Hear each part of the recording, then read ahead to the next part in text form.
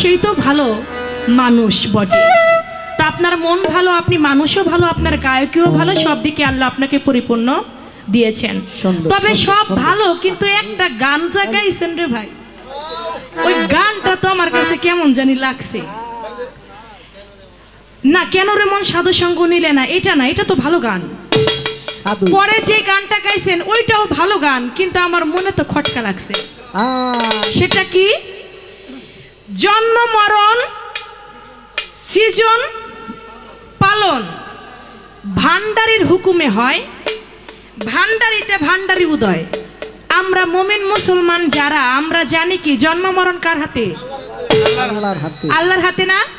আল্লাহর হুকুম ছাড়া একটা গাছের পাতাও নড়ে না, একটা গাছের পাতাও পড়ে না।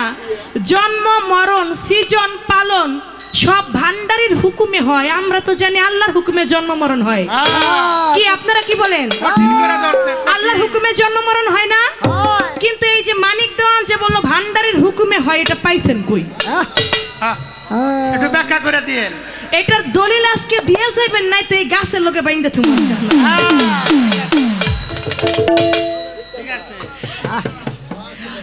এমন গান যদি দলিল দিতে পারেন গাবেন, আর যদি দলিল না দিতে পারেন পরবর্তী কোনো আসরে গাইবেন না।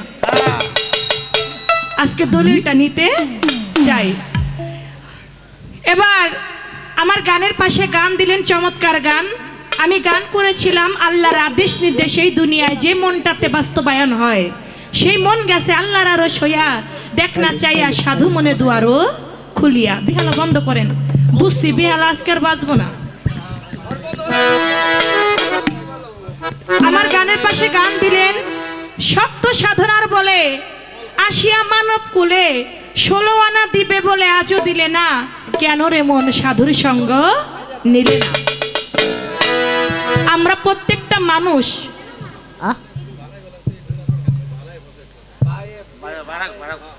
ভাড়া আসুক ভাইয়াটা, কারণ আসরটা তো ধরে রাখতে হবে। এখন রাত 12টা বাজে, যদি ভাড়া এসে আমি তো উপায় পাই না।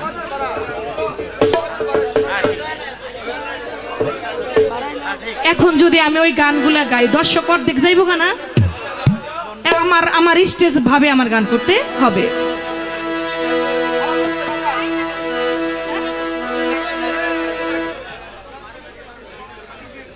আচ্ছা আচ্ছা, ধন্যবাদ। এই তো আরশিদ ভাই মনের কথা বলছে, যা বলুক বলুক, মঞ্চের ভাবে আমার শিল্পীদের গান করতে হবে।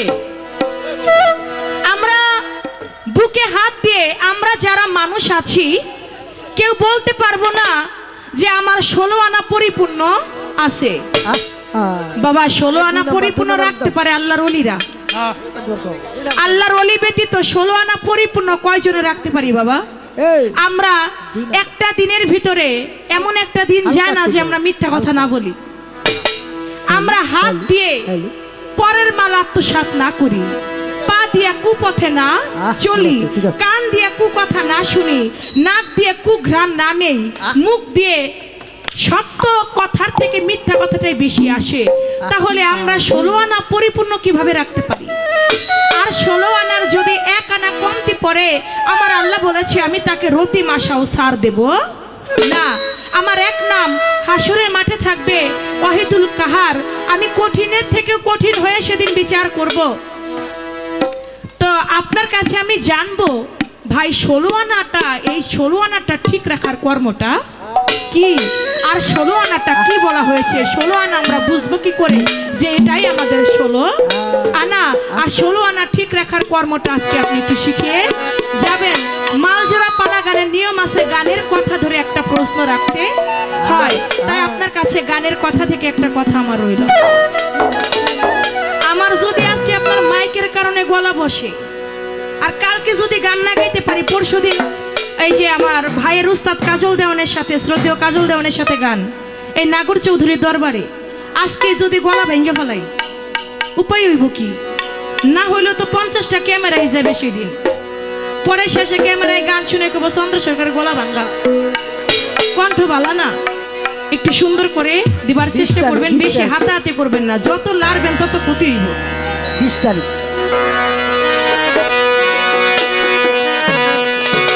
গানের পাশে একটি গান রাখছি। ধন্যবাদ। আর ধরেন না, আপনার আমি 200 টাকা দিতেছি, চা খাইতে যান।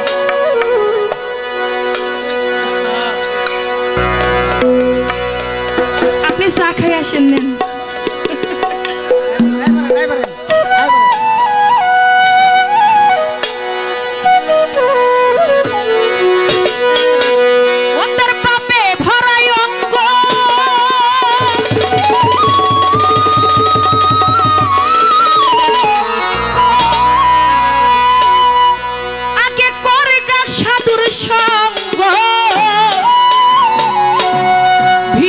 বাহির আগে কর পরিষ্কার,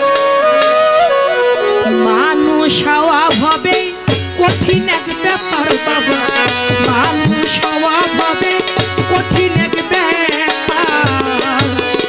ও তোর পাপে ভরা অঙ্গ, পাপে ভরা অঙ্গ আগে করে না গুরুর সঙ্গ,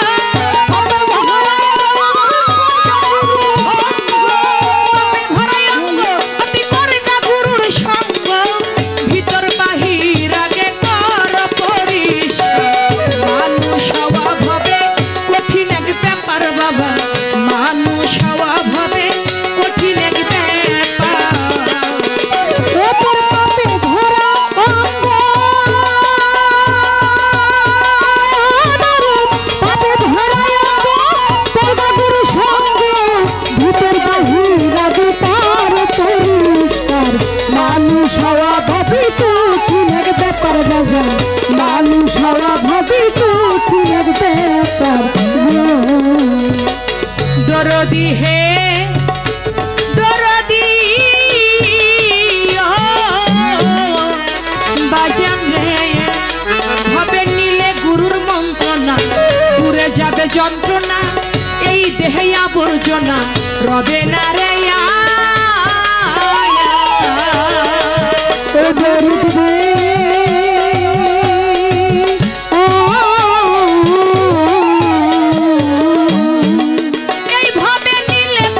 চন্দ্রের মন্ত্রণা, তোর দূরে যাবে যন্ত্রণা, এই দেহে আবর্জনা রবে না রে। যেমন বুক তারে পিটাইয়া,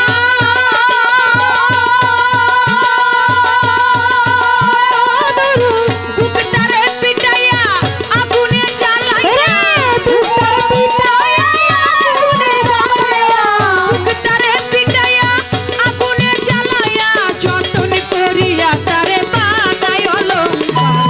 মানুষ হওয়া ভাবে কঠিন এক ব্যাপার বাবা, মানুষ হওয়া ভাবে কঠিন এক ব্যাপার।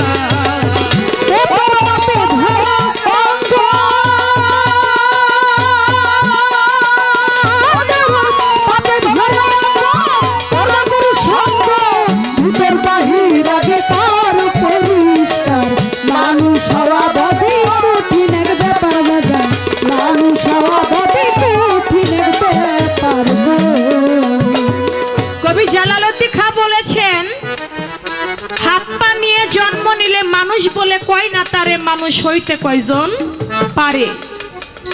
আমরা হাত পা নিয়ে জন্মেছি তাই বলেই যে মানুষ, আমরা মানুষ হইতে পারি নাই। আমরা যদি মানুষ হইতাম তাহলে আমি সাধারণ একটু সম্পত্তির জন্য আমি আমার বাবাকে খুন করতাম না। আমি যদি মানুষ হইতে পারতাম একটু সম্পত্তির জন্য আমার মায়ের লাশ উপরে রেখে জানাজার নামাজ না পড়তে দিয়া আমি আগে সম্পত্তির ভাগাভাগি করতাম না। ফেসবুকে দেখলাম মায়ের লাশ উপরে রেখে দুই ভাইয়ের মধ্যে ঝগড়া শুরু হয়ে গেছে যে আগে এই সম্পত্তি ভাগ হবে, তারপরে মায়ের জানাজা হবে, তার আগে হবে না। আমরা যদি মানুষ হইতাম তাহলে কি এটা করতে পারতাম? এটা করতে পারতাম না। এই জন্য বাবা, একটা কুকুর কখনো আরেকটা কুকুরকে কামড়ে মেরে ফেলে না। বনের একটা বাঘ কখনো আরেকটা বাঘকে কামড়িয়ে মেরে ফেলে না। একটা হাতি কখনো আরেকটা হাতিকে কামড়িয়ে মেরে ফেলে না, লাঠির আঘাত করে মেরে ফেলে না। কিন্তু আমরা মানুষ হয়ে আরেকটা মানুষকে খুন করতে বুকটা একবারও কাঁপে না। এজন্য বলছে বাবা, হাত পা নিয়ে জন্ম নিলেই তাকে মানুষ বলে না। মানুষ হবার জন্য একজন কামেল মুকাম্মেল মুর্শিদের কাছে গিয়ে আত্মসমর্পণ করে মুসলমান হইতে হবে। মুসলমান বাংলা শব্দের অর্থ আত্মসমর্পণকারী। আর যে মুসলমান হয়েছে তার দ্বারা কখনো খারাপ কাজ করা সম্ভব না। আমরা মাত্র নামে মুসলমান, গরু খাওয়া মুসলমান, কিন্তু কামের বেলায় মুসলমান হইতে পারি নাই।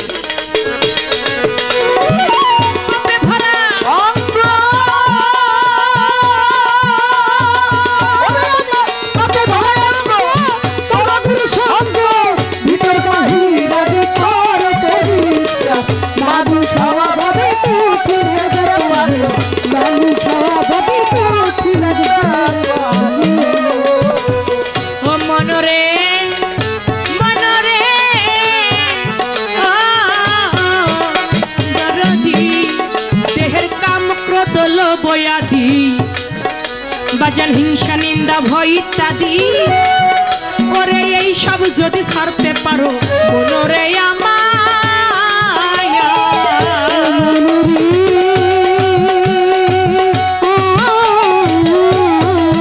এই দেহের কাম ক্রোধ লোভ আদি, তোমার হিংসা নিন্দা ভয় ইত্যাদি।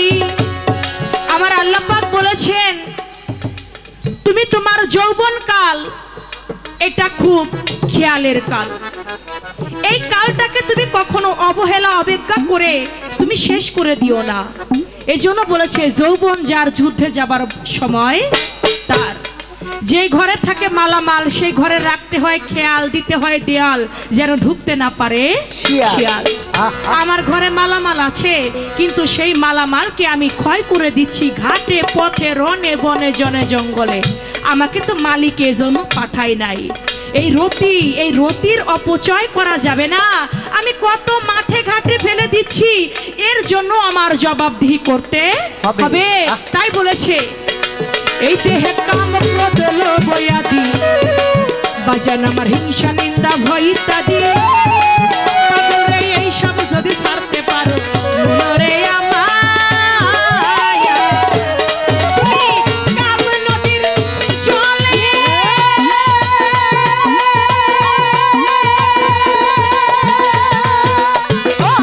তুমি কাম নদীর জলে বাবা ঝাঁপ দিও কৌশলে,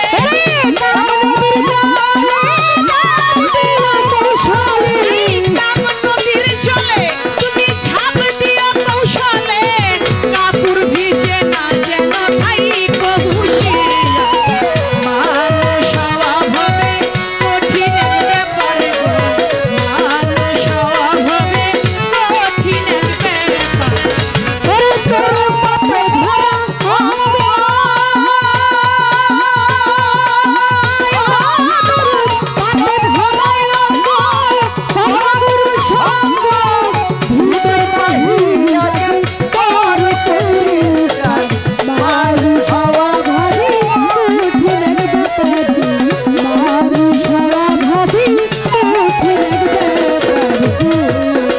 দরদি হে যেমন দুগ্ধে মাখন থাকে, কেউ না তারে দেখে, মৈথনের পাকে পাকে ভেসে উঠে ছায়া,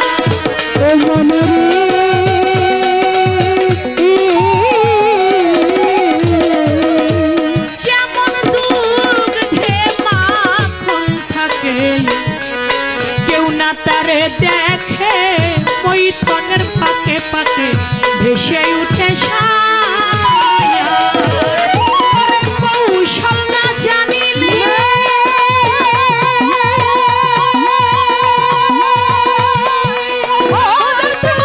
কৌশল না জানিলে কি হবে কল ঘুরাইলে, কৌশল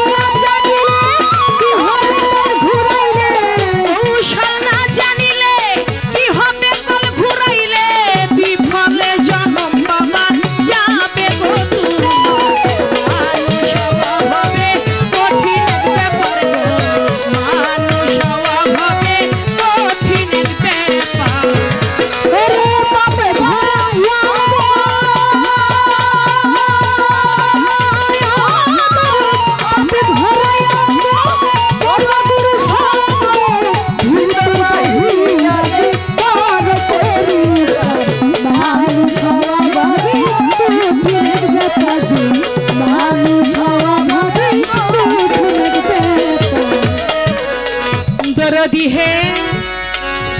দেহের ষট চক্র পঞ্চবান প্রেম সূত্রে টেনে আন প্রণয় সূত্রে এটে আন গুরুর হইয়া তা বেদায়া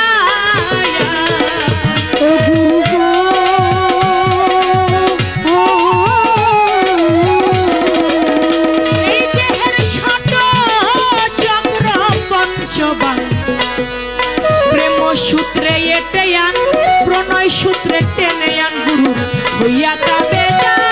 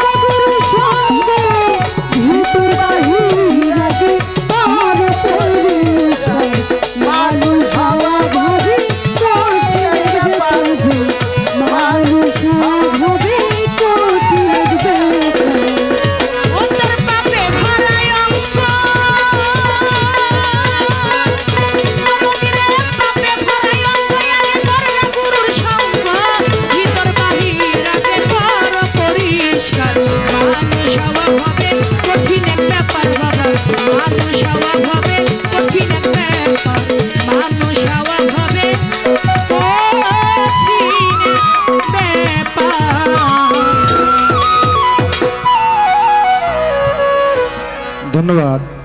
যাই যাবে মোর জাত কুহুল মান তাতেও ক্ষতি নাই রে হায়রে যদি আমার প্রাণ বন্ধুরে পাই হায়রে যদি আমার প্রাণ বন্ধুরে পাই যাই যাবে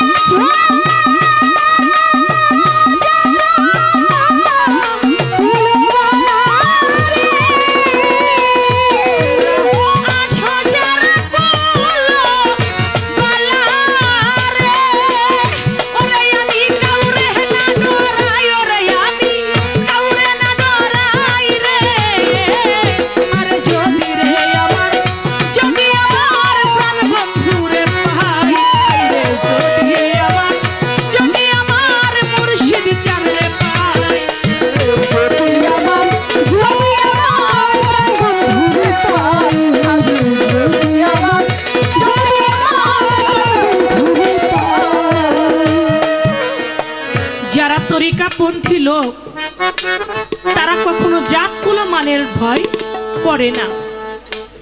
যাই যাবে আমার জাত কুলমান তাতেও ক্ষতি নাই, যদি আমি আমার প্রাণ বন্ধুরে পাই। আমার কুলমান সব যা, আমার তাতে কোনো ক্ষতি নাই, যদি আমি আমার বইরা বড়িরে পাই।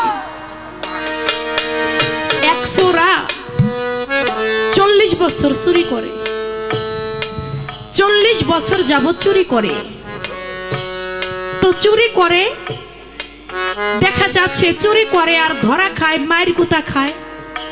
মনে মনে চিন্তা করে এমন চুরি আর করব না, দোকানপাটে চুরি করলে ধরা খাই, মায়ের গুতা খাই। আমি এইটা চুরি না করে এমন একটা চুরি করব যে চুরি কোনো মানুষ আমাকে ধরতে না পারে। কি করব আমি? আজকে থেকে কাপড়ের কাপড় চুরি করব।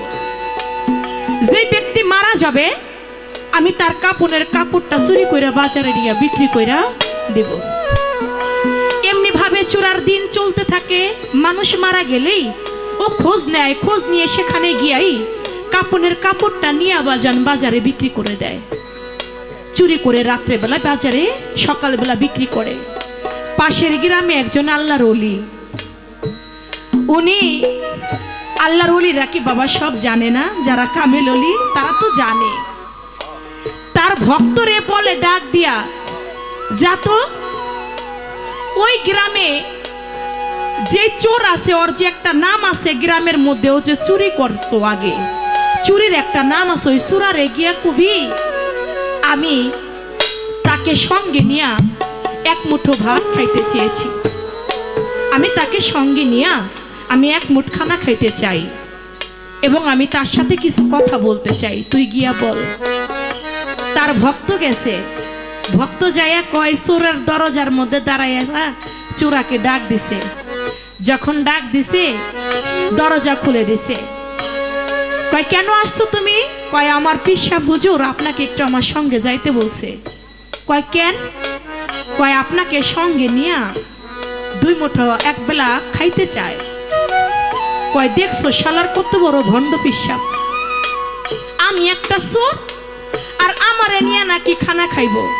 কয় হ, আমার পিসা হুজুর বলছে আপনারে নিয়ে খানা খাবে এবং আপনার সাথে কিছু কথা বলবে।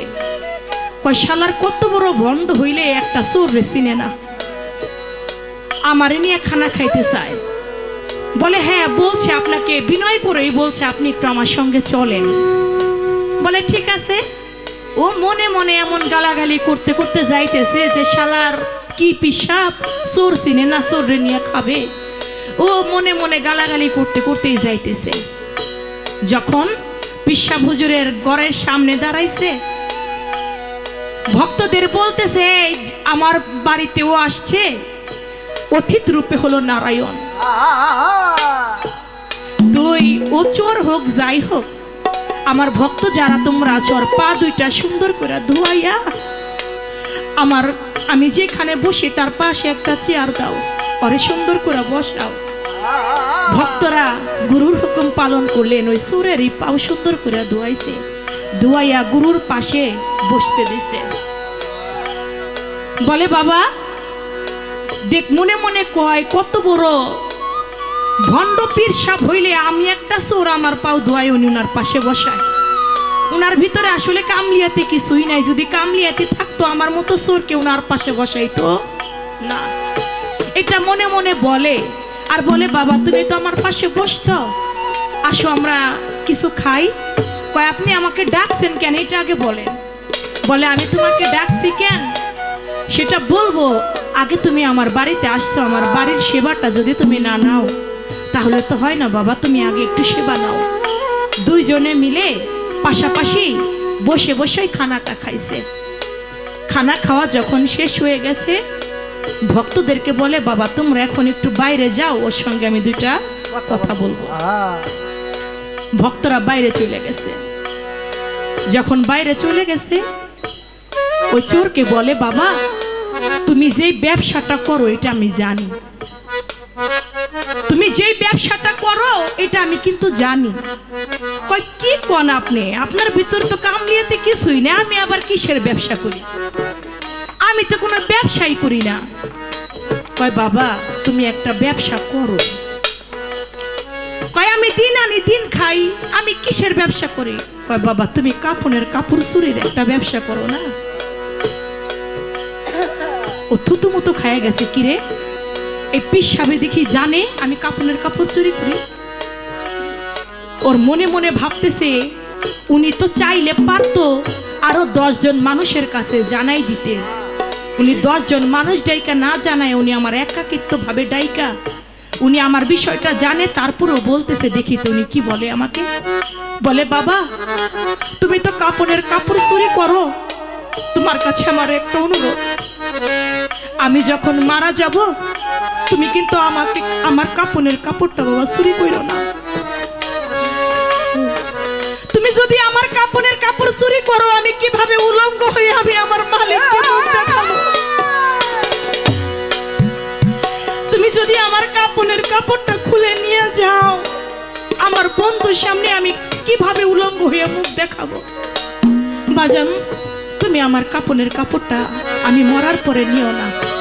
কয় বাজান আপনি নিতে নিষেধ করছেন, কিন্তু আমার তো বউ বাচ্চা খাওয়াই কাপড়ের কাপড় বিক্রি কইরা, যদি আপনি আমার একটু কিছু দিতেন, আমাকে যদি কিছু হাদিয়া দিতেন আমি আর কাপড়ের কাপড় চুরি করতাম না, আপনারটা আমি চুরি করতাম না, আপনাকে কথা দিলাম।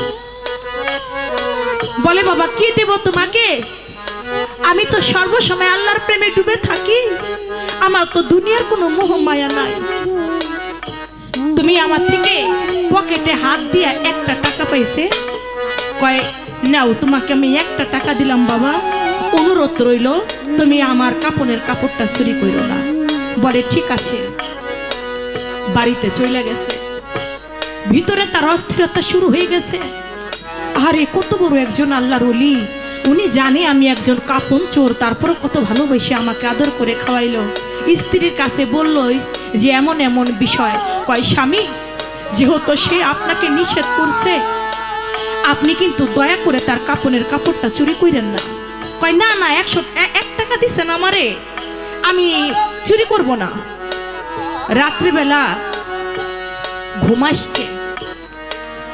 আসছে, সকালবেলায় সংবাদ পাইছে যে সে পিসা হুজুর আর নাই, তিনি তার আপন দেশে পাড়ি দিয়ে চলে গেছে। ওই চোরা মনে মনে কয় কিরে কত বড় একজন আল্লাহর সঠিক ওলি হইলে সে আমারে মৃত্যুর আগে একদিন আগে গতকালকেই তো আমাকে টাকা দিল, দুপুর বেলায় ডাইকা আমাকে অনুরোধ করে কইল তোরে 1টা টাকা দিলাম, তুই কিন্তু আমার কাপনের কাপড় চুরি করিস না। কত বড় সত্য বলি হইতে পারে এটা চিন্তা করে ওই স্ত্রীর কাছে বলতে লাগলো আমি যাই, উনি নিশ্চয়ই কোনো একটা সত্য বলি, গতকালকে আমাকে নিষেধ করলো, আজকে উনি মারা গেল, আমি তাকে একটু 1 নজর দেখতে যাই। 1 নজর দেখতে গেছে, দেখে তার ভক্ত ইরানি একটা রেশমি কাপড়, দামি একটা রেশমি কাপড়, কাপনের কাপড় দিয়া তার জানাজা পড়াইতেছে। বাবা চোরাই কি শুনে ধর্মের কাহিনী? ও মনে মনে কয় এই পিসাবে মাত্র আমার 1 টাকা দিল, উনি তোমাকে ঠকাইছে। উনার যে কাপনের কাপড়টা এটার দাম তো 1 টাকার থেকে অনেক বেশি, কিন্তু উনি তো দিছে মাত্র আমার 1 টাকা। মনের ভিতরে আর ঘোরপাক খায়, বাড়িতে গেছে। বাড়িতে যাইয়া রাত্রে বেলায় আর ঘুমায় না, একবার উঠে একবার বসে। ওর চোরার যে বউ সে তো বুঝতে পারছে যে উনি কি করতেছে। কয় স্বামী আমি আপনার পাও 2টা ধইরা কই, এতদিন যা করছেন আপনি একবার উঠতেছেন একবার বসতেছেন, আপনি ওই পিসাবের কাপনের কাপড় বুঝি চুরি করবেন না? আপনি আপনার 2টা পাও ধরে স্বামী আপনি কিন্তু এই কাজটা করেন না। কয় না না না এই কাজ আমি করতে পারি না, কি তুমি যাও তুমি ঘুমাও, এই কাজ আমি করতে পারি না। স্ত্রী ঘুম আসা পর্যন্ত অপেক্ষা করছে, চূড়ায় কোনো ধর্মের কাহিনী শোনে না। ও মনে মনে ওর আর শান্তি লাগে না, ও গেছে সেই পিসা হুজুরের কাপনের কাপড়টা চুরি করবার জন্য। কবরের মধ্যে মাটি খুঁড়ছে, মাটি খুঁড়া আস্তে কইরা বাবা কাপনের কাপড়টা যখন টান দিছে, চূড়ায় ওর হাত, পিসা হুজুর ওর হাতটা ধরে টান দিছে। কই কিরে তুই কি করলি? তোরে কালকে আমি এত কইরা বুঝাইয়া কইলাম যে তুই আমার কাপনের কাপড়টা চুরি করিস না, তুই আমার কাপনের কাপড়টা চুরি করতে আইছস, কাজটা করলি কি? যখন মৃত্যু ব্যক্তির কথা ও কানে শুনছে, ওর পিত্তি গেছে গইলা, ওইখানেই ও প্রাণ পাখিটা চলে গেল, ওর পিসাব হুজুরের বুকের উপরে পইরা ওর প্রাণ পাখি চলে গেছে। মুনকির নেকির দুইজন ফেরেশতা এসে গেছে, তাদের বাজান জবাব সওয়াল করবে। এমন সময় আল্লাহর ওলি বলে, কিছু জিগায়ও না এই না সুরারে, আমার আল্লাহ দিছে সুরারে মাপ কইরা, তুমি কিছু জিগায়ও না। মুনকির নেকির বলে, কেমন কইরা মাপ করলো আমার জানার বাসনা। বলে, আমি আল্লাহর কাছে দোয়া করেছি, মালিক এই চোরা যদিও চোর হয়ে থাকে, আমি তো আমার হাত দিয়ে, তোমার বন্ধু, আমি তো আল্লাহর ওলি, যেহেতু আমি আমার হাত দিয়ে ওরে থাপা দিয়ে ধরছি, আমার হাতের উসিলায় তুমি ওরে মাফ করে দাও। যেহেতু আমার বুকের উপর পড়ছে, তুমি আমার বুকের উসিলায় মাওলা তুমি ওরে মাফ কইরা দাও। আমার আল্লাহ ওরে মাফ কইরা দিচ্ছে। বাজান, আপনি চোর হন, আপনি ডাকাত হন, আপনি ভণ্ড হন, যাই হন না কেন, একজন কামিল মুর্শিদের সহবতে মহব্বতে আপনার পাপী দেহটাও বাজান পূর্ণ হয়ে যেতে পারে। তাই বলেছেন, আমার যাই যাবে মোর জাত কুহুলমান, তাতেও ক্ষতি নাই রে, যদি আমার প্রাণ বন্ধুরে পাই, হাই রে যদি আমার প্রাণ বন্ধুরে পাই,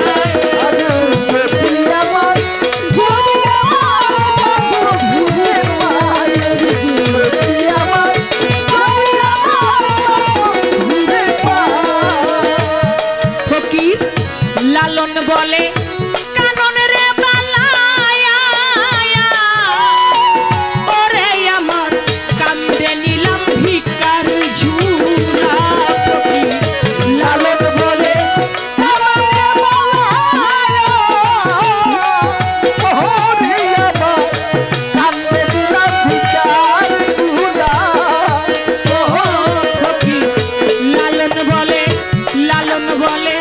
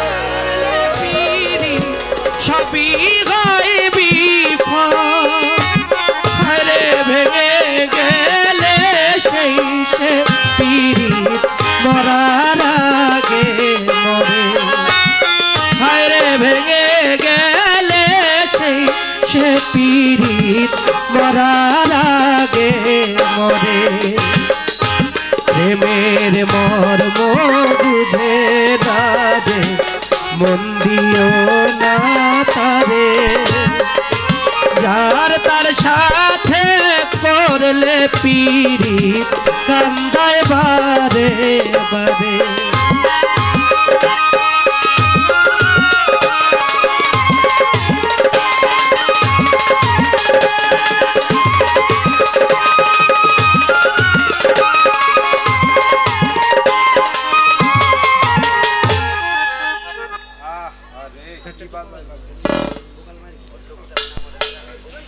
দরদিরা আপনারা ভালো আছেন তো?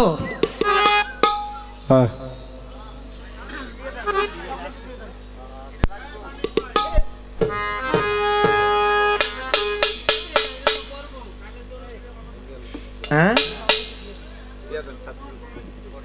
মন ভরানোর কি ক্ষমতা আমার কাছে আছে? এটা আল্লাহর কাছে, যার মাধ্যমে আসছি।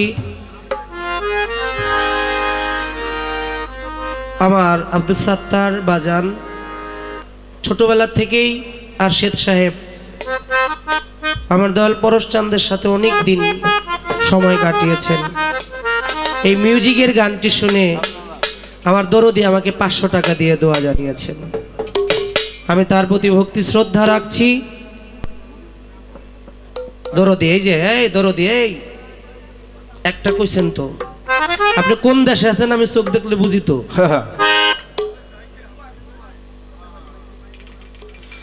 আমি কইছি দেখে কিন্তু ওই দেশের মানুষ অনেকে গেছে, তারপরে যে আপনি আছেন আপনারা ভক্তিবাদ জানাই।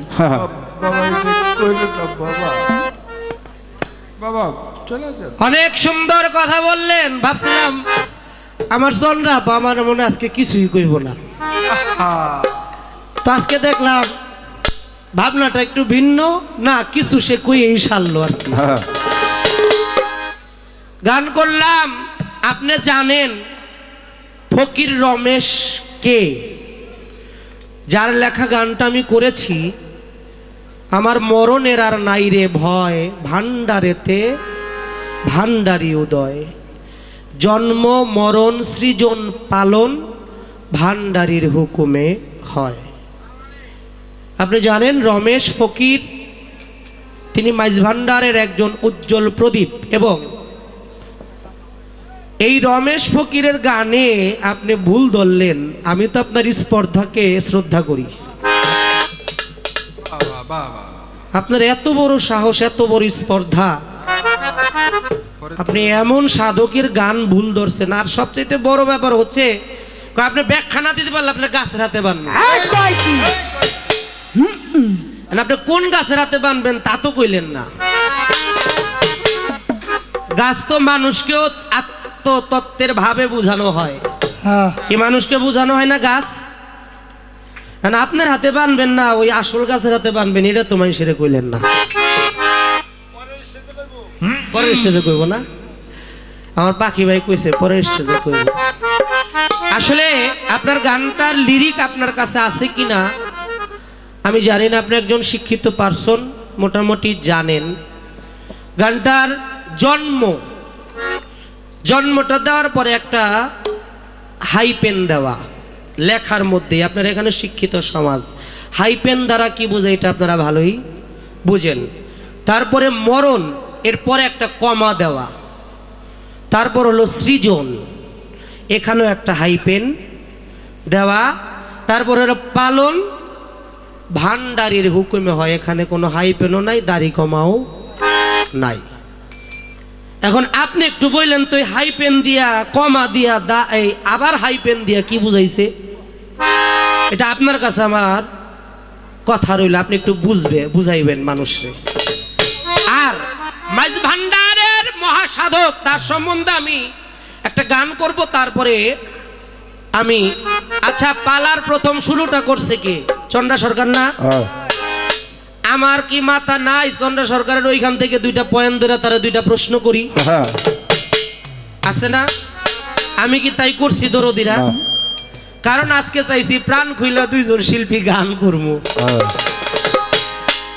আর গানের মধ্য থেকে ভাব দেশের যদি একটা আলোচনা আসে অবশ্যই আমরা বলবো, কিন্তু প্রশ্ন উত্তরের মধ্যে যাব না। আমি যেই নিয়ত করছি আমি নিয়ত গুণেই থাকবো, আমি কিন্তু আপনারে প্রশ্ন করব না। আপনি প্রশ্ন করেছেন, আশা করেছেন, অবশ্যই আপনার আশা পূর্ণ হবে, আমি জবাব দেওয়ার চেষ্টা করব।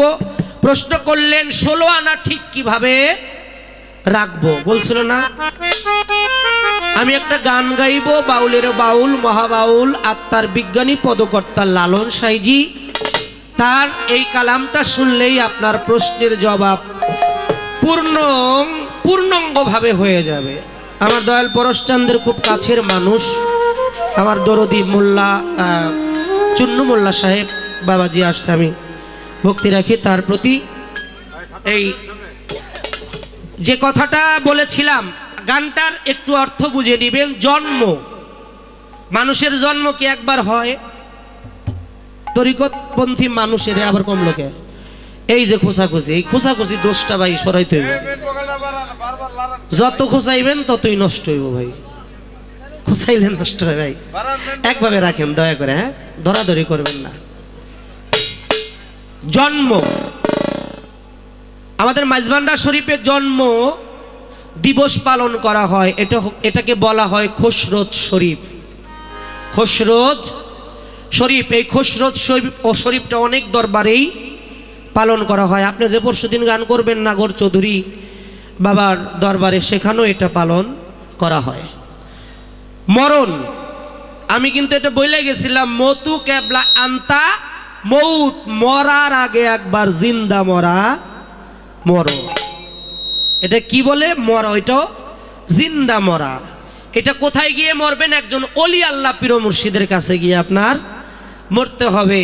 আর যখন থেকে আপনি মরার স্বভাব ধারণ করতে পারবেন, আমরা তরিকত ধরি অনেকেই, আমাদের নূর মেহেদি বাউল রহমান তার লেখা একটা গান আছে, মুরিদ হইছ তরিক বুঝো নাই, মুরিদ হইছ তরিক বুঝো নাই। অনেকে মুরিদ আমরা হই কিন্তু তরিকটা বুঝি না। কেন বললাম? যদি একটা মরা মানুষ, তারে যদি আপনি গালি দেন, আপনারে কি কিছু কইব? পাগল, মরা মানুষরে গালি দিলে সে কিছু বলবে না। আচ্ছা, মরা মানুষে যদি একটা লাঠি দিয়ে বাড়ি দেন, আপনি কিছু কইব?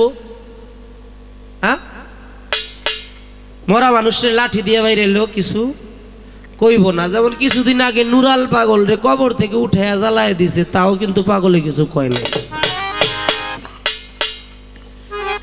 কারণ কি? এটা কোন মরা? এই আমিত্বের মৃত্যুটা যখন একটা প্রকৃত ভক্তের হৃদয়ে হয়ে যায়, ওইটা হলো মরণ। আর ওই মরণ কখনো মরণ না, ওই মরণেই জীবিত করে রাখে। কেমন জীবিত? তার হয়ে যায় মাজার শরীফ। তাহলে এই মরণটা সেই মরণ না। কার হুকুমে হইল মরণটা? ভান্ডারীর হুকুমে। আমার মহান ভান্ডারী বলল, যেদিন থেকে তুমি আমার কাছে আত্মহত্যি দাও, বায়াতে রাসূল গ্রহণ করো, ওই দিন থেকে আমিত্ব সত্তার আমার মরণ হয়ে গেছে। তারপরে হলো পালন, যেদিন থেকে গুরুর কাছে গেছি, ওই দিন থেকে আমি গুরুর আদেশের বাইরে কিছুই করতে পারবো না। তাহলে আমারে পালন করলো কে? আমার গুরু আমাকে পালন করলো। আবার মানুষও মানুষকে পালন করে, করে না বাবা? বাবা মায়ের সন্তানকে লালন পালন করে না? আপনি তো একজন গুণী মানুষ, ভাষা জ্ঞান আপনার অনেক আছে, এগুলো আপনি বুঝেন, আবার ধরলেন ভাই। আমি টাকা দিই না, আপনার নেন 300 দিবার লাগছে আপনার। তেমন কে ভাই? কি সমস্যা? শোনা ভাই, রাইটটা শেষ হয়ে গেছে। শোনা ভাই, ভাই প্লিজ বিশ্বাস করেন, এমন অনুরোধ পৃথিবীর, আমরা তো অনেক প্রতিদিনই গান গাই, কোনো মাইকালারে করি না।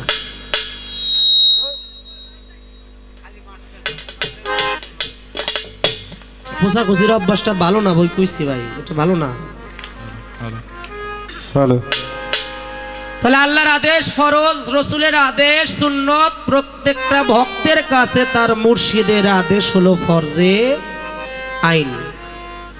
যেহেতু আলোচনার কথা, যদি পালা গানের কথাবার্তা এই প্রশ্ন উত্তরে যদি হইতো, কমিটি কিন্তু আমাকে একটা পালা প্রশ্ন উত্তরের দিয়া দিত। আমি গানটা গাই, গানটার মধ্যে বাকি কথাগুলোরও জবাব হয়ে যাবে আপনি যা চাচ্ছেন। তবে আমি বলবো, আপনি আমার কথায় কষ্ট পাবেন না। রমেশ শীলের মতো, রমেশ ফকিরের মতো একটা মহাসাধকের গানের ভুল ধরাটা আপনার মনে হয় উচিত হয় নাই। আপনি কথাটা অ্যাঙ্গেল ভাবে নিবেন না, ভুল ভাবে নিবেন না, পজিটিভে নিবেন, নেগেটিভে নিবেন না। কারণ ওই সাধকের মতো একজন সাধক, আহা হা হা, যার হাজার হাজার গান লেখা, সেই সাধকের যদি গল্পটা বলি গানটা শেষে একটু আমি বলবো। ধন্যবাদ। 16 আনা কিভাবে ঠিক হবে গানটা শুনেন। ভব বন্ধন কেটে যাবে, ভব বন্ধন কেটে যাবে, আসা যাওয়া আর হবে না। গুরুরতি কর সাধনা, আগে গুরুরতি কর সাধনা।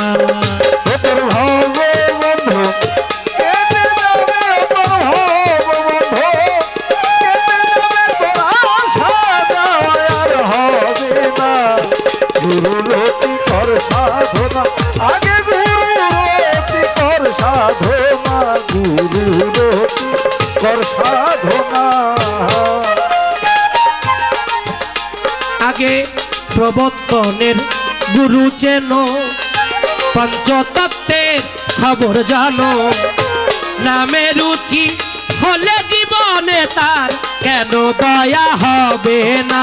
তার নামে রুচি হলে জীবনে কেন দয়া হবে, তার নামে রুচি হলে জীবনে কেন দয়া হবে না।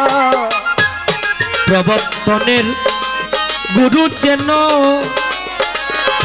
পঞ্চতত্ত্বের খবর জানো, নামে রুচি হলে জীবনে কেন দয়া হবে। তোমার নামে রুচি হলে জীবনে কেন দয়া হবে না। প্রবর্তের কাজ না সারিতে,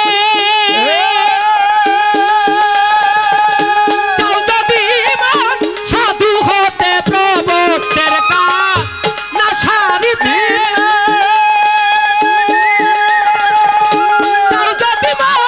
সাধু হতে পাগলা ঠেকবি যে ওই মেয়ের হাতে। মেয়ে মানুষ ভজনের গোড়া, মেয়ে মানুষ ভক্তির গোড়া, আবার মেয়ে মানুষ সাধন ভজন ধ্বংস করারও সবচাইতে মহা সৃষ্টি। গানে সাইজি বললেন, ঠেকবি যে মেয়ের হাতে, পাগল ঠেকবি যে মেয়ের হাতে, লক্ষ্যতে কাজ সারিবে না। গুরুরতি কর সাধনায় আগে, গুরুরতি কর সাধনা। তোর ভাব বন্ধন কেটে যাবে, তোর ভাব বন্ধন কেটে যাবে, আসা যাওয়া আর হবে না। গুরুরতি কর সাধনা, গুরুরতি কর সাধনা, গুরুরতি কর সাধনা। প্রবর্তের কাজ আগে সারো, তুমি মেয়ে হয়ে মেয়ে ধরো। সাধন গানে সাধন দেশে নিশান গারো, তবে ঠিক রবে 16 আনা। সাধন দেশে নিশান গারো, ঠিক রবে 16 আনা। তুমি সাধন দেশে নিশান গারো, ঠিক রবে 16 আনা। প্রবর্তের কাজ আগে সারো, মেয়ে হয়ে মেয়ে ধরো। সাধন দেশে নিশান গারো ঠিক রবে 16 আনা। সাধন দেশে নিশান গারো ঠিক রবে 16 আনা। সাধন দেশে নিশান গারো ঠিক রবে 16 আনা। দেখে শ্রী গুরুদেব নিষ্ঠারতি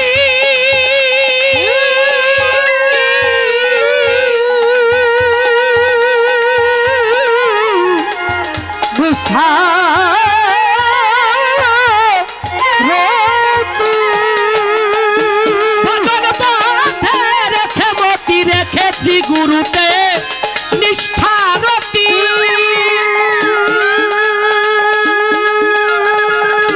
ভজন পথে রেখে মতি তোমার এই অন্ধকার ঘরে চলবে বাতি। তোমার আধার ঘরে জ্বলবে বাতি। তোমার আধার ঘরে জ্বলবে বাতি। অন্ধকার আর রবে না আধার ঘরে জ্বলবে বাতি। অন্ধকার আর রবে না আধার ঘরে জ্বলবে বাতি। আধার ঘরে জ্বলবে বাতি। এই ঘরে অন্ধকার আর রবে না। গুরু রতি কর সাধনা আগে গুরু রতি কর সাধনা। ও তোর ভাব বন্ধন কেটে যাবে, তোর ভাব বন্ধন কেটে যাবে, যাওয়া আর হবে না। গুরু রতি কর সাধন, গুরু রতি কর সাধনা, গুরু রতি কর সাধনা। মেয়ে হয়ে মেয়ের ভেসে বাজান গো ভক্তি সাধন করো বসে। আদিচন্দ্র রেখো কোষে কখনো ছেড়ে দিও না। আদি চন্দ্র রাখো কোষে কখনো তারে ছেড়ো না। ওরে আদি চন্দ্র রাখো কোষে কখনো তারে ছেড়ো না। মেয়ে হয়ে মেয়ের ভেসে মেয়ে হয়ে আরে মেয়ের ভেসে তুমি মেয়ে হয়ে মেয়ের দেশে মেয়ে হয়ে মেয়ের ভেসে ভক্তি সাধন করো বসে। আদিচন্দ্র রেখো কোষে কখনো তারে ছেড়ো না। আদি চন্দ্র রাখো কোষে কখনো তারে ছেড়ো না। ওরে আদি চন্দ্র রাখো কোষে কখনো তারে ছেড়ো না। তুমি ডুবো গিয়ে প্রেমানন্দে সুধা পাবে দ্বন্দ্বে দ্বন্দ্বে। ডুবো গিয়ে প্রেমানন্দে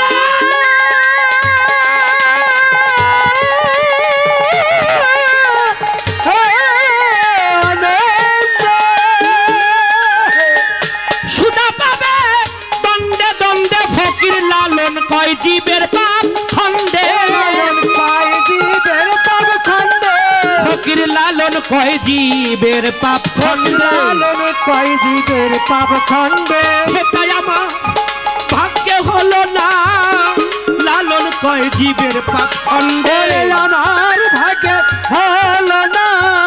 লালন কয় জীবের পাপ খণ্ডে। ফকির লালন কয় জীবের পাপ খণ্ডে। ফকির লালন কয় জীবের পাপ খণ্ডে। আমার ভাগ্যে হলো না। গুরু রতি কর সাধনা মেয়ে হয়ে মেয়ের ভেসে ভক্তি সাধন করো বসে বসে। গানের মধ্যে বললেন প্রবত্তের কাজ আগে সারো। মেয়ে হয়ে মেয়ে ধরো সাধন দেশে নিশান গারো ঠিক রবে 16 আনা। বলছে না ঠিক 16 আনা কিভাবে ঠিক রাখবে? উপায় কি? এই যে উপায়, এই উপায়গুলো আমরা এর জন্য আগের মঞ্চে বলেছিলাম বাবা তরিকতের নাম মাত্র আমরা তরিকত ধরেছি, আজকে তরিকতের মানুষদের প্রতি হুমকি, তরিকতের মানুষরা মাইর খায়, তরিকতের মাজার ভাঙ্গে, তরিকতের মানুষদেরকে কত অপমান অপদস্থ অবহেলা করে, চুল কাইটা দেয়, দেয় না? কারণ কি? তরিকতের মধ্যে আসার পরে যেই কর্মগুলো আমার করার দরকার ছিল আমি সেই কর্ম দূরের কথা ওই কর্মের ধারে কাছে যাইও গেছি না। যার কারণে এই মানুষগুলো মাইর খাইতেছে। এখনো যদি সচেতন না হয়, আমাদের জিটকার সুফিকুল সম্রাট দেওয়ান শাব্দ রশিদ চিস্তি বলেছে না, ঘুমাইলে পরিবি ফেরে হারাবি মূল ষোলো আনা, ঘুমাইলে পরিবি ফেরে হারাবি মূল ষোলো আনা, তাই কমন সুচেতনে জ্ঞান নয়নে ঘুম যাইও না, তাই কমন চৈতন্য মানুষ যারা বেহুশে রহে না গো তারা, সদায় দেয় রূপের পাহারা, সাধু যারা ও সে ভগ্ন ঘরে,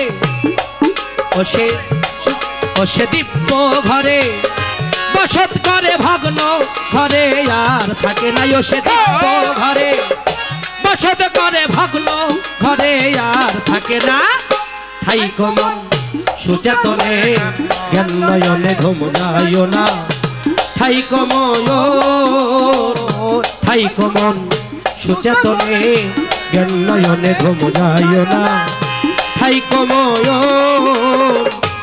যে জন থাকে ভগ্ন ঘরে কারিগরে পাইয়া তারে, ভাঙ্গে ঘরে বারে বারে জয় যাত না, ভাঙ্গে ঘরে বারে বারে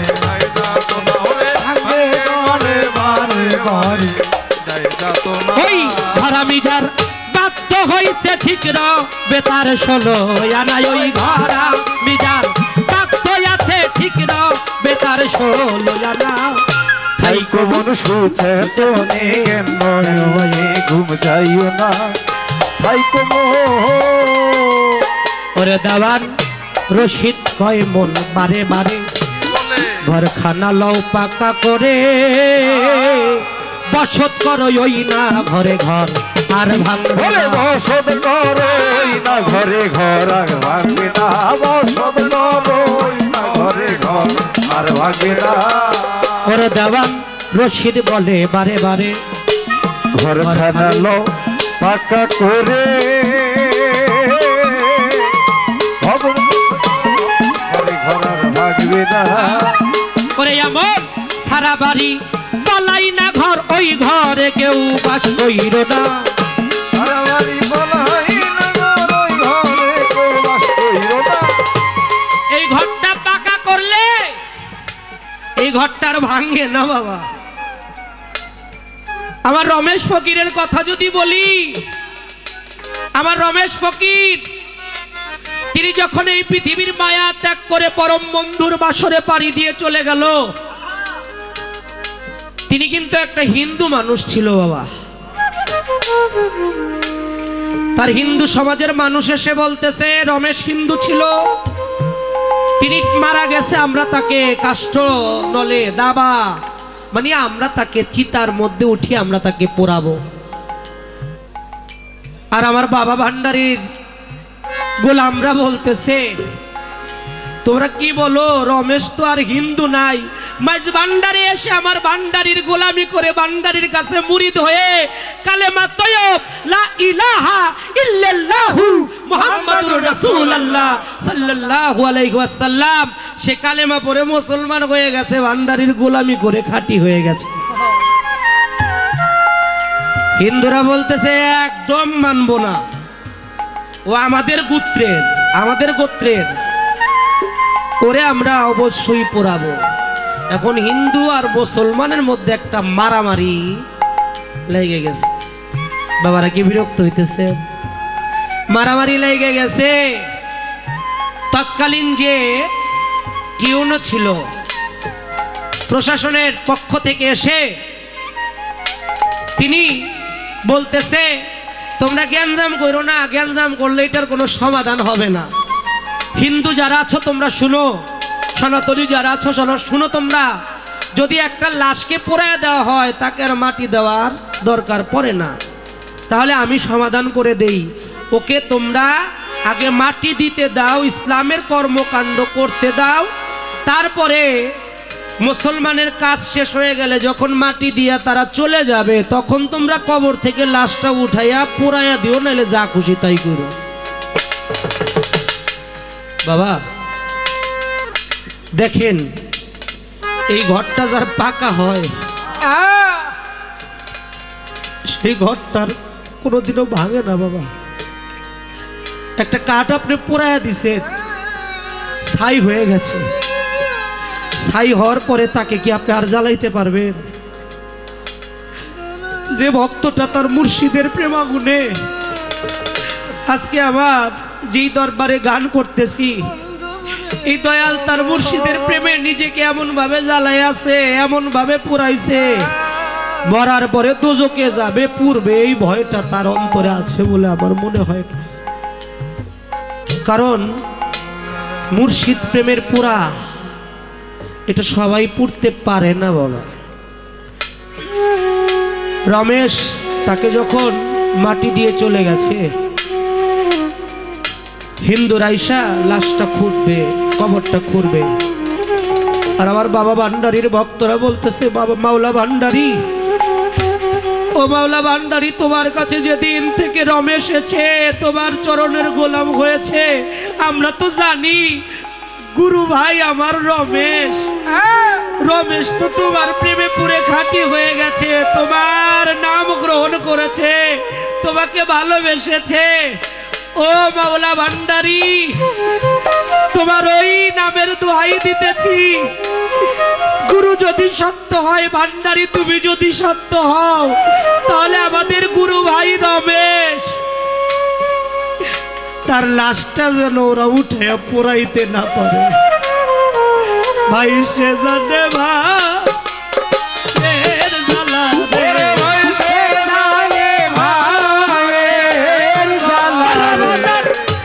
তরিকার ভাই গলার,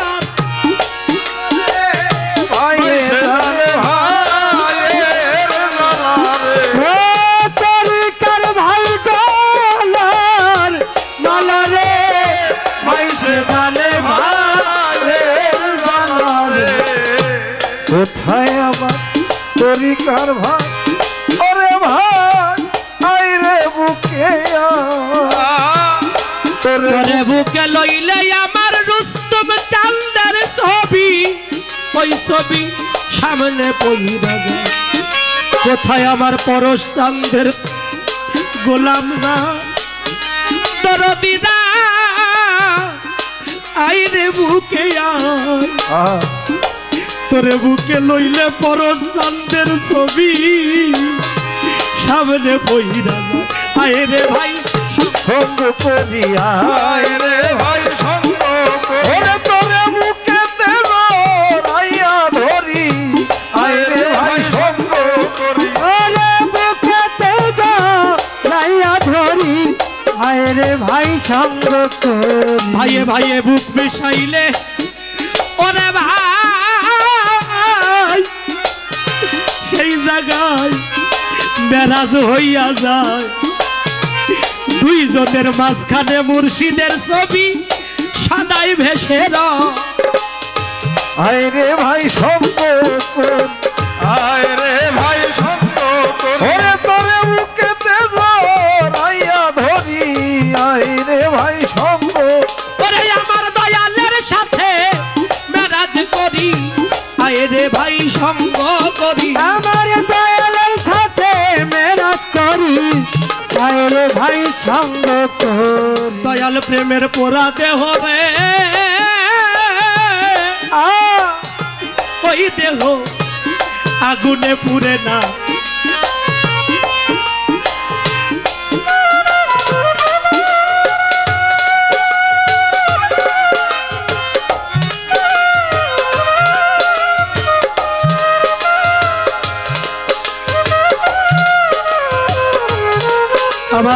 রুস্তম চাঁদের প্রেমে দেহ পুইরা মুজা চাঁদ এই দেহটারে করলো খাটি সোনা হবে যার সাথে যার ভালোবাসা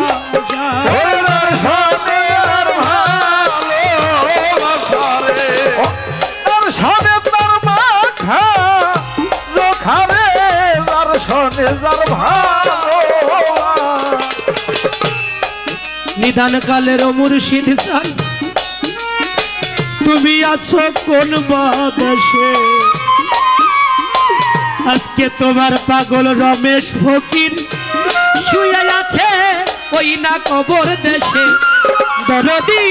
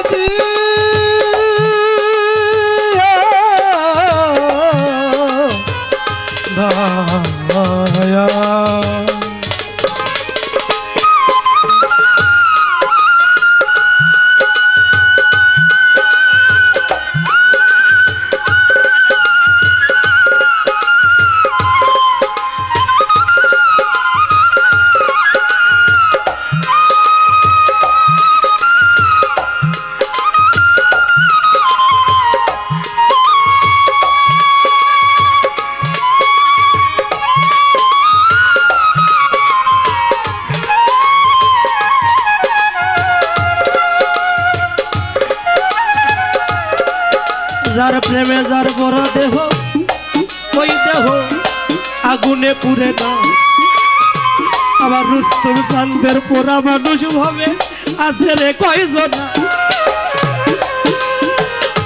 ও দয়ালে রে বান্ধব রে আমার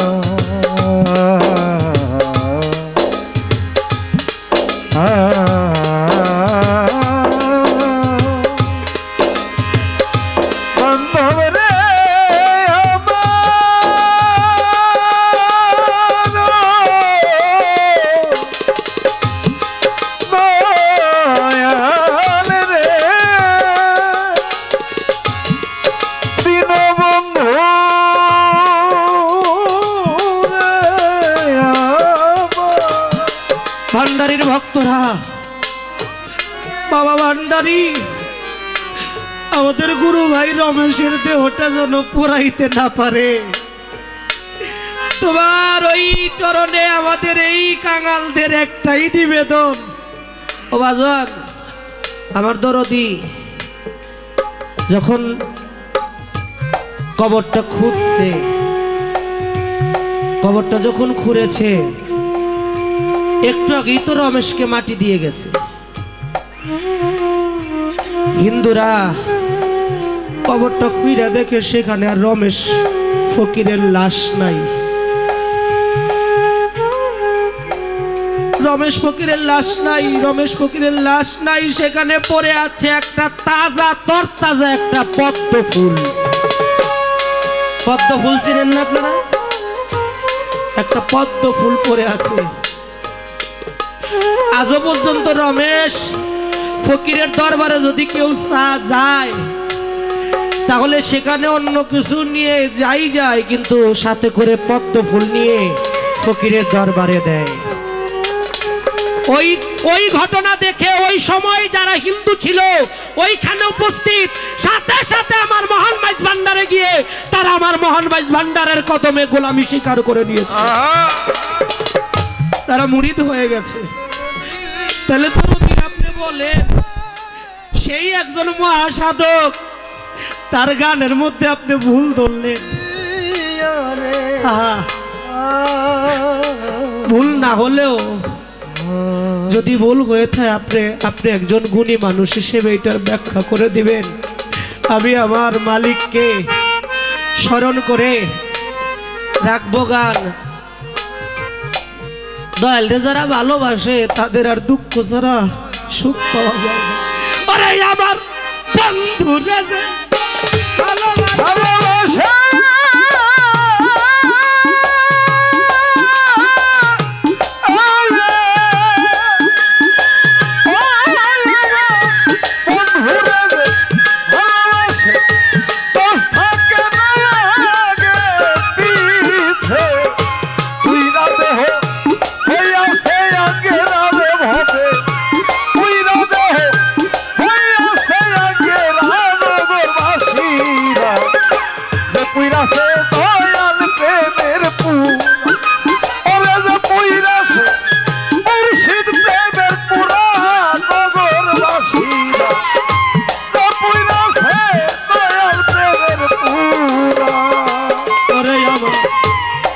ভান্ডারি প্রেমের এমনি ধারা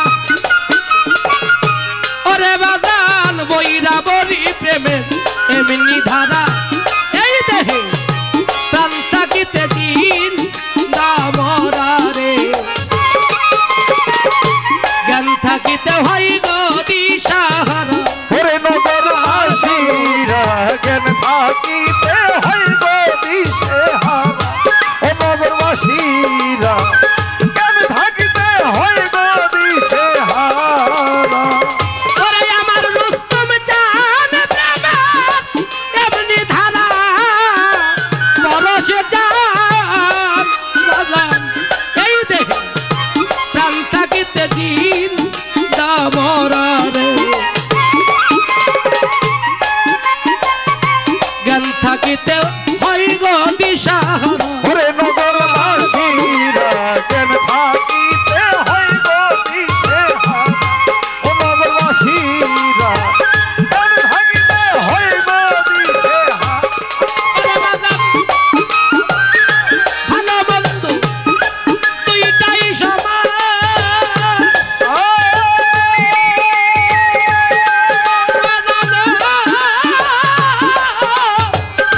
ভালো বন্ধু দুইটাই সমান আনন্দে গায় প্রাণ বন্ধুর গান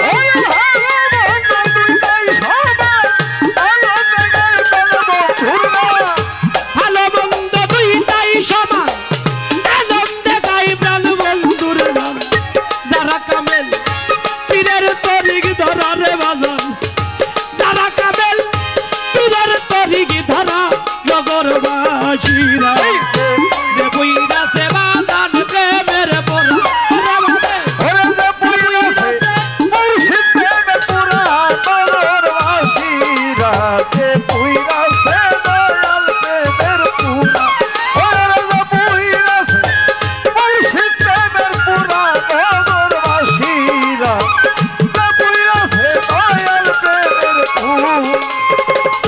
বাজান আমার বাহিরে ভিতরে গৌর একজন ভক্তের বাহিরে ভিতরে গৌর শয়নে স্বপনে গৌর রে বুঝে না সে প্রাণ গৌরা রে ছাড়া ওরে নগরবাসীরা বুঝে না সে প্রাণগৌরারে ছাড়া ও নগরবাসীরা বুঝে না সে প্রাণগৌরারে ছাড়া ওরে ভক্তের বাহিরে ভিতরে গৌর পাগল আমার শয়নে স্বপনে গৌর রে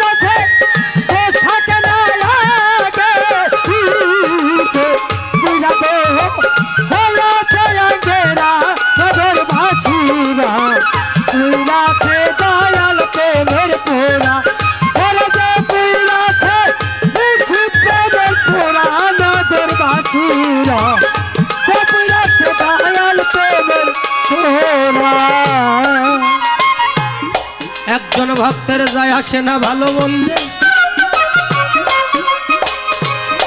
আমার চন্ডা সরকারকে আবার ধন্যবাদ দিতে হয়, যদি এই কথাগুলো ত্যক্ত কথাগুলো না বলতো এত সুন্দর একটা ভাবের আসর আমরা পাইতাম না। আমি হৃদয় থেকে ধন্যবাদ দেই, কারণ সে কথা বলে সে নিজেই জবাব দিয়ে গিয়েছিল, যাই যাবে মোর জাতি কুলমান, আরে আমার তাতে গতি নাই রে। ও হায় রে, যদি আমার প্রাণ বন্ধুরে আমার দরদি আমাকে বলে আবার এই কথাও বলে গেছে, একজন ভক্তের কুল কলঙ্ক লোকলজ্জার ভয় থাকে না, তাই সে বললেন, বাউল সম্রাট আব্দুর রশিদ সরকার বললেন, তার যায় আসে না ভালো রে বন্দে, ওরে তার যায় আসে না ভালো মন্দে, সদাই থাকে প্রেম আগুনে দে রশিদ সরকার এই ভাবে ডাক মোরা ও নগরবাসীরা, রশিদ সরকার ওই ভাবে ডাক মোরা, ওরা শেষ হবে ভাগ্যে প্রেমানন্দে, সদা থাকে প্রেমানন্দে দে রশিদ সরকার ওই ভাবে ডাক মোরা ও নগরবাসীরা, ও রশিদ সরকার ওই ভাবে ডাক মোরা। একজন ভক্তের যায় আসে না এই সমাজের ভালো মন্দে, ভক্ত সদাই থাকে প্রেমানন্দে গো, রশিদ সরকার ওইভাবে রাখ মরা, ও নগরবাসীরা রশিদ সরকার ওই ভাবে ডাক মোরা ও নগরবাসীরা, রশিদ সরকার ওই ভাবে ডাক মোরা। ওরে পাগল সে ভাবের উপরে ভাব দেখায়া,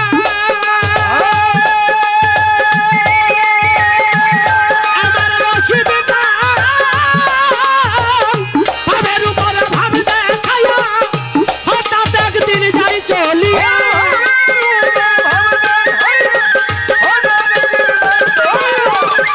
রুস্তম চান পরশটা নামা, সোনাল চান বাজা নামা, ভাবের উপরে ভাব দেখায়া, হঠাৎ একদিন যাই চলিয়া, তালাশ কইরা আর পাই না মোরা তারে, আরে তালাশ কইরা আর পাই না মোরা নগর বাকিরা, যে কইরা সে বাজান প্রেমের বোনা, ওরে যে পুইরাছে মুর্শিদ প্রেমের পুরা নগরবাসীরা, যে পুইরাছে দয়াল প্রেমের পুরা, ওরে আমার দয়াল প্রেমে বন্ধুরা ভালোবাসে, ও আমার বন্ধুরা ভালোবাসে, ও সাগে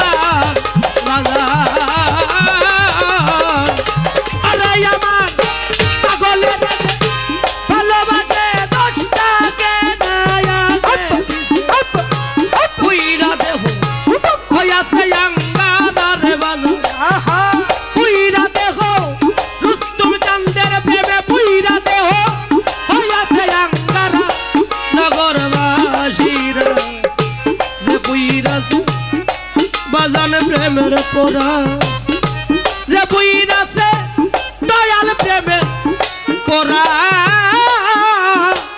নগরবাসীরা, যে বুইরাছে দয়াল প্রেমের রে পোরা